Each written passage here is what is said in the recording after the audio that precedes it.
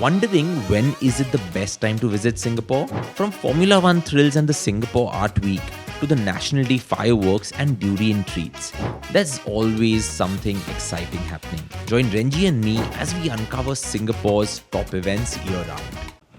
RJ, what is the best time to visit Singapore? That's like the arch nemesis of questions-wise that I always get, because it's so hard to answer this question. And I think the easiest way, where we were talking about this earlier, to run through this list is really just do like a bullet point, like these are the great moments to be in Singapore. That's what I would like this episode to be. Yeah. Okay. So we'll start with Thaipusam, which was the subject of, or one of the subjects of our last episode. Yep. And we've already talked about how visually it's a spectacle. It's bigger in Singapore compared to, let's say, in Tamil Nadu. And truly just a wonderful time to kind of see this very important community. Another important time to see sort of the celebrations of our Indian community in Singapore is during Pongal. And Pongal is, of course, Makar Sankranti. It's the same festival, the same concept of a harvest festival. I'm glad we started with 2 Indian festivals. Yeah. But, yeah.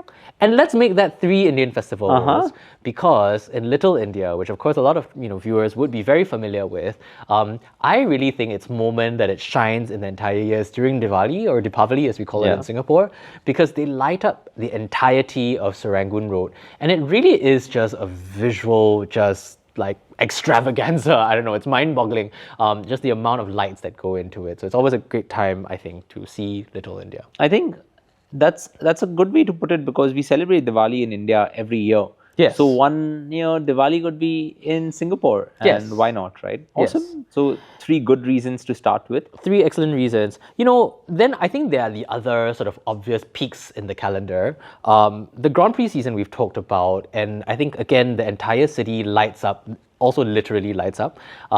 But it's also a great time to come to Singapore for concerts, because during F1, they usually get really interesting international acts that come through. I mean, I've seen the Killers in Singapore.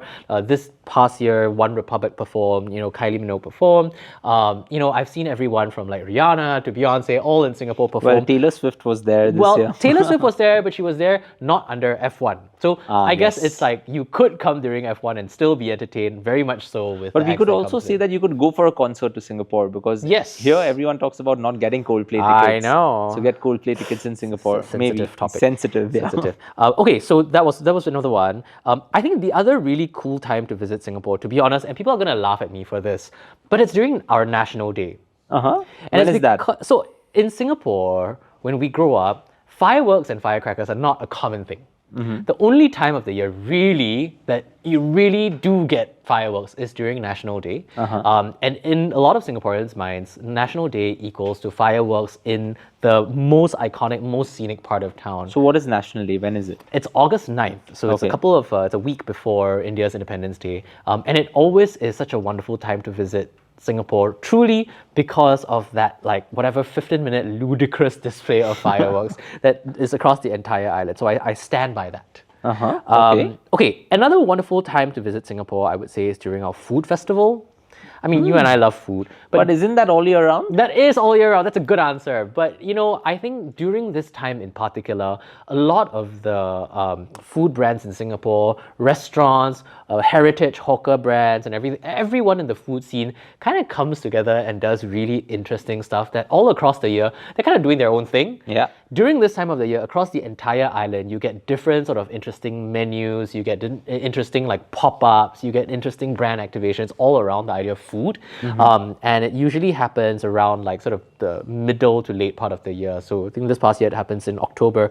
But just wonderful way to kind of like truly go into overdrive. Let's just put it that way when it comes to food. The other great time to be in Singapore as far as like lifestyle festivals go is during Art Week. So this happens in January every year, and it surrounds the art fair that comes up, the couple of art fairs that exist now. But what's incredible about this is not only do you have really sort of blockbuster shows that open during Art Week, so your Yayoi Kusamas of the world, your giant sort of very iconic blockbuster names, but also a lot of the installations come up, in really unlikely parts of the island, where they convert islands, for instance, into art installations. They take over old industrial warehouses, and it's a great way to see a different side of Singapore through the medium of art. So I will very much recommend Art Week. There was January. also that thing of something lighting up at night, right? What was that? I remember you mentioning it one time. So the night festival Yeah. also happens, but night festival usually happens in the middle of the year. This past year was in August. Mm-hmm. And it's where the downtown civic core of Singapore, called the Bras Basah Bugis Precinct, Yeah.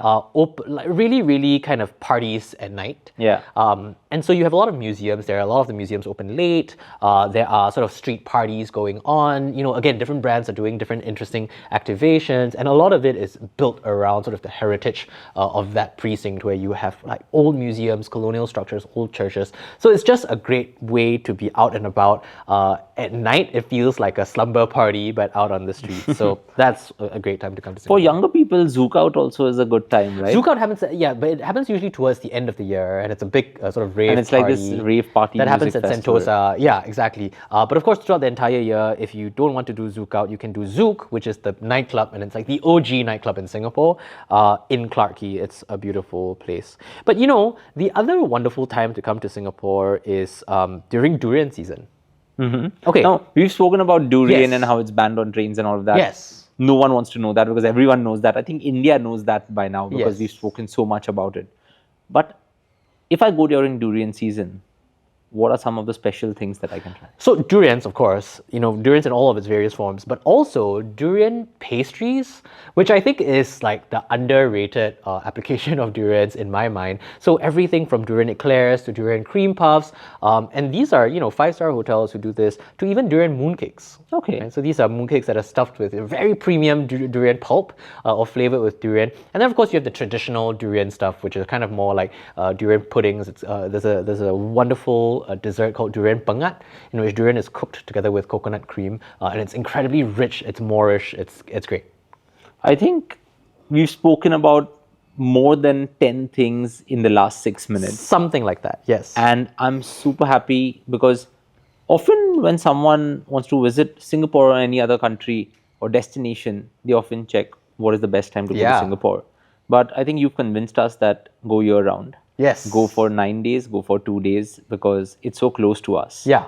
And like go all throughout the year, right? Because there's just so much that you can do. And in my mind, I think that's what makes a city exciting, is that every time you go back, there is a whole new layer of like the software that you can look forward to. And every year it's different. Every moment that you go is slightly different. And you just get to know more about the city every time you go. Yeah. Awesome. This was episode 29. Yes. Next is episode 30, our last episode of the series. Milestone, my goodness. So this was a list of things that you can find in Singapore all throughout the year. Yeah. The next time, let's just go slightly better and talk about 36 hours in Singapore. Okay, so Because we are seeing many people go just for the weekend. Yes. Just for a couple of days. yeah. And increasing their layover in Singapore. So 36 hours in Singapore would be good, don't you think? Yeah, urban getaway, whirlwind, holiday escape, how we would approach it. Yeah, I think we should do that as the final kind of recap of everything that we've talked about. Awesome, because even after 35 trips to Singapore, I think my 36th trip will be much better because I just have this wealth of knowledge that you've given me. Yeah. So let's meet on the last episode where we talk about Singapore in 36 hours. So packing my bags already.